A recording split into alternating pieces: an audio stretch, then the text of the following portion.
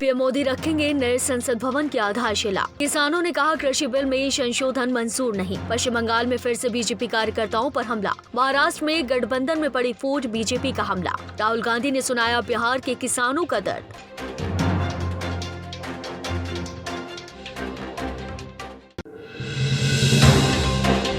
दिल्ली में अब एक और संसद भवन का निर्माण होने जा रहा है। लोकसभा स्पीकर ओम बिरला ने मीडिया को ये जानकारी देते हुए कहा कि पीएम मोदी 10 दिसंबर को नए संसद भवन की आधारशिला रखेंगे। नए संसद भवन के 2022 के अक्टूबर तक इसके पूरे होने की उम्मीद जताई जा रही है। नए संसद भवन का निर्माण करीब 60,000 स्क्वायर मीटर में किया जाएगा, जिसमें 1,224 सांसदों के बैठने की व्यवस्था होगी। कृषि बिल के खिलाफ प्रदर्शन कर रहे किसानों से केंद्र सरकार के 5वें चरण की बातचीत में कोई नतीजा नहीं निकला है। किसानों ने केंद्र के उस ऑफर को भी ठुकरा दिया जिसमें केंद्र से कृषि बिल में संशोधन करने की बात कही गई थी, लेकिन किसानों ने कहा कि बिल में संशोधन मंजूर नहीं है, बल्कि पूरे बिल को ही वापस लेना होगा। आपको बता दें कि 8 दिसंबर को किसानों ने भारत बंद का ऐलान किया है। हरियाणा के स्वास्थ्य मंत्री अनिल विज भी कोरोना संक्रमित हो गए। इसकी जानकारी खुद उन्होंने ट्वीट करके दी। अनिल विज फिलहाल सिविल अस्पताल अम्बाला के कैंट में भर्ती हैं। हैरानी की बात तो यह है कि अनिल विज ने कोरोना परीक्षण में वॉलंटियर के तौर पर 15 दिन पहले खुद को टीका लगवाया था। अनिल विज ने उनके संपर्क में आए लोगों को जाँच कराने और क्वारंटीन रहने की अपील की है। अनिल विज को कोरोना वैक्सीन परीक्षण के लिए 13 दिनों के बाद दूसरा टीका लगा था, लेकिन उनके कोरोना संक्रमित होने से अब वैक्सीन पर सवाल उठने लगे। पश्चिम बंगाल में लगातार बीजेपी नेताओं पर हो रहे हमले थमने का नाम नहीं ले रहे। इसी कड़ी में फिर से बीजेपी के कार्यकर्ता पर हिंसक हमला हुआ, जिसमें बीजेपी के 7 कार्यकर्ता घायल हो गए। हमले के वक्त बीजेपी कार्यकर्ता बर्धमान जिले में संपर्क अभियान पर थे। इस हमले को लेकर बीजेपी के अध्यक्ष दिलीप घोष ने तृणमूल कांग्रेस टीएमसी के कार्यकर्ताओं पर हमला करने का आरोप लगाया है। उन्होंने सीधे तौर पर कहा कि अपनी हरकतें सुधार ले, नहीं तो चमड़ी उधेड़ दी जाएगी।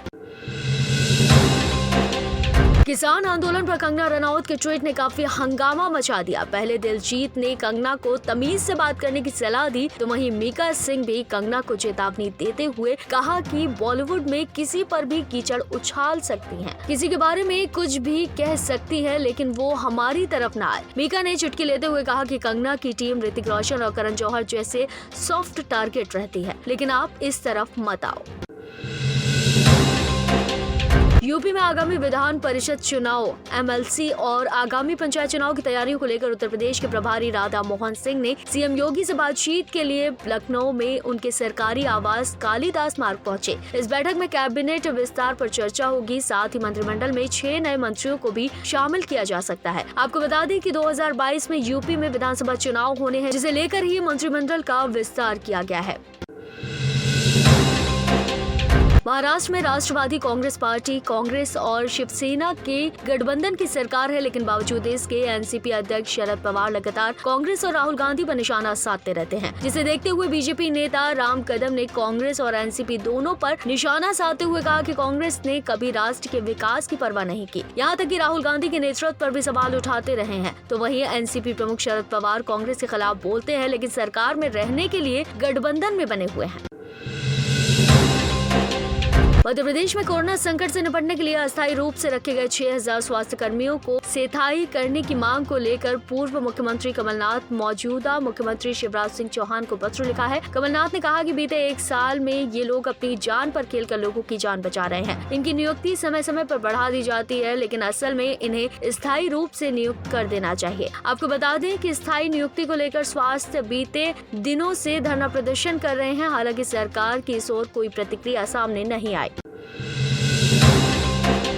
कांग्रेस सांसद ने कृषि कानून के खिलाफ प्रदर्शन कर रहे किसानों के समर्थन में फिर से बीजेपी और केंद्र सरकार पर निशाना साधा। राहुल गांधी ने बिहार के किसानों का दर्द साझा करते हुए कहा कि बिना न्यूनतम समर्थन मूल्य और एपीएमसी के बिहार के किसान पहले ही बेहद मुसीबत में हैं और अब कृषि बिल लागू करके केंद्र सरकार ने पूरे देश के किसानों को उसी कुएं में धकेल दिया जिसमें बिहार के किसान फंसे हुए थे।